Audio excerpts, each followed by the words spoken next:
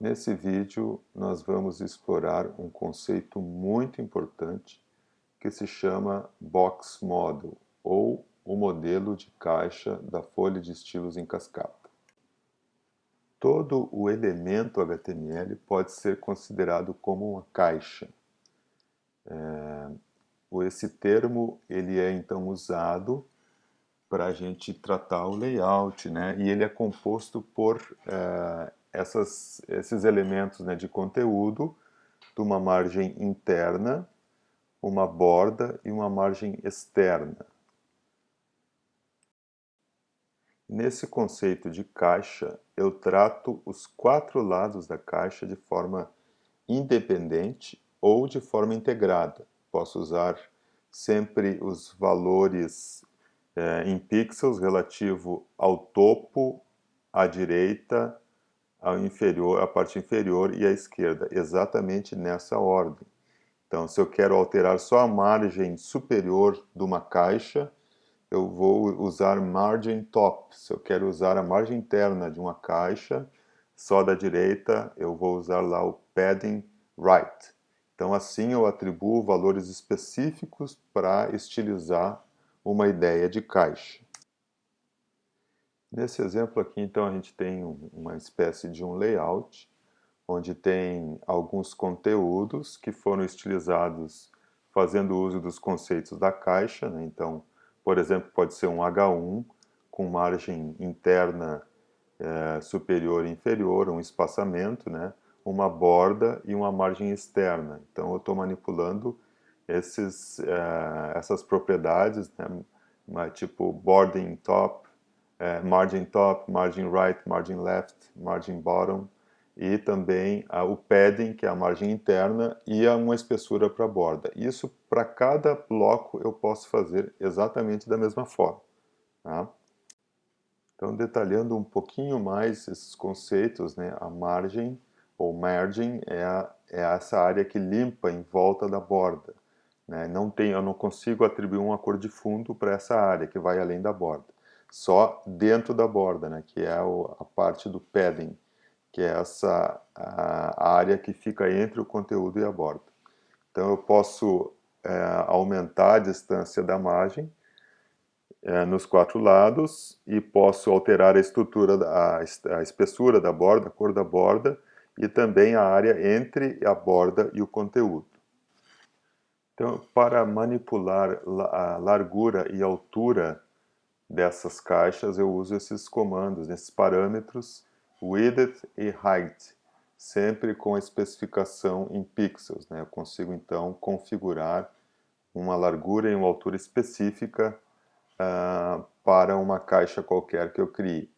E sempre é importante considerar sempre essa soma, né, de tudo que envolve a minha caixa, da margem externa, do espaço que ela vai ocupar, né, a margem externa superior e inferior da direita e da esquerda, a espessura da borda, a espessura da margem interna, para eu poder ter uma ideia total de quanto a minha caixa vai ocupar em termos de espaço no layout que eu defini.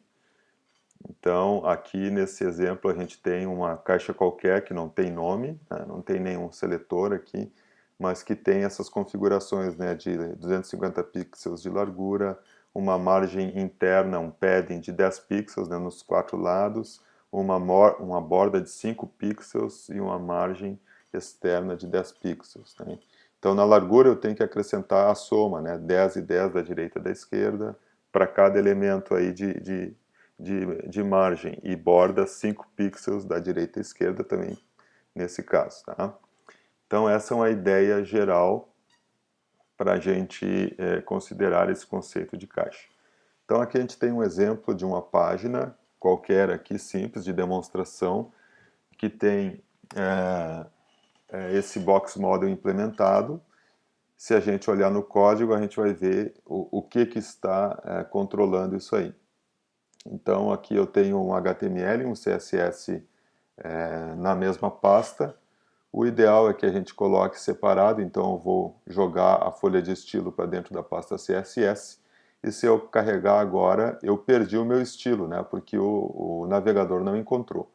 Então, só para a gente fazer mais um reforço, né, de como utilizar isso. Eu vou ter que então editar o meu arquivo HTML, localizar a tag que identifica a folha de estilo vinculada, a folha de estilo externa vinculada ao meu arquivo, e ali ele está dizendo no href, que é a hiperreferência, que o estilo CSS está na mesma pasta.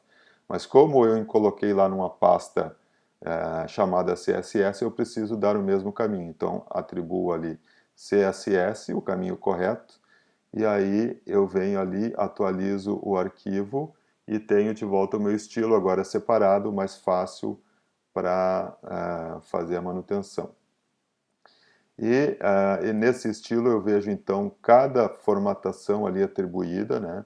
Eu tenho um container, tenho um H1 estilizado, e lá no W3 Schools também a gente tem todo o conteúdo específico do CSS Box Model. Tem uma seção exclusiva para explicar direitinho, né, todos os detalhes dessa caixa, que é super importante. Eu posso então pegar qualquer elemento HTML, inclusive um texto de dentro de um parágrafo, como nesse caso aqui eu vou pegar uma tag spam, que é uma tag genérica que me permite manipular isoladamente. Eu posso pegar uma palavra, transformá-la numa caixa e explorar esses conceitos, né, do box model. Então, se eu atribuir uma configuração qualquer para esse span de espaçamento superior, inferior, borda, margem, o seletor, então, span, que corresponde a um elemento HTML span, ele vai aplicar a formatação que eu colocar ali. Então, eu vou, por exemplo, pegar emprestado esse lá do container, vou jogar ali, vou fazer um ajuste aqui para não ficar muito largo, né? 600 pixels é um exagero, então vou diminuir aqui para 60, vou deixar uma cor de fundo, vou fazer outras alterações aqui de margem interna de 10 pixels, por exemplo, e essa linha aqui eu não preciso. Então, quando eu atribuo essa formatação à tag span, vou aqui inserir uma borda sólida, de traço sólido e 5 pixels.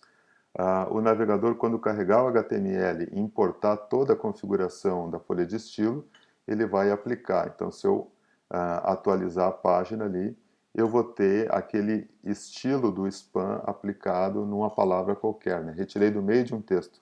Só para exagerar e para demonstrar que a gente pode usar esse conceito de caixa, né, do box model, que eu uso para layout, para qualquer coisa que eu quiser.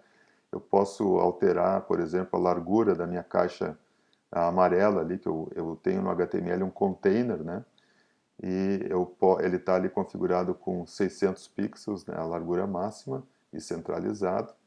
E eu posso então configurar isso para diminuir, enfim. E aqui eu estou usando um identificador, um ID, que é um elemento também do HTML, mas transformei aqui num seletor. Então, o parágrafo com o identificador destaque terão essa configuração que está ali.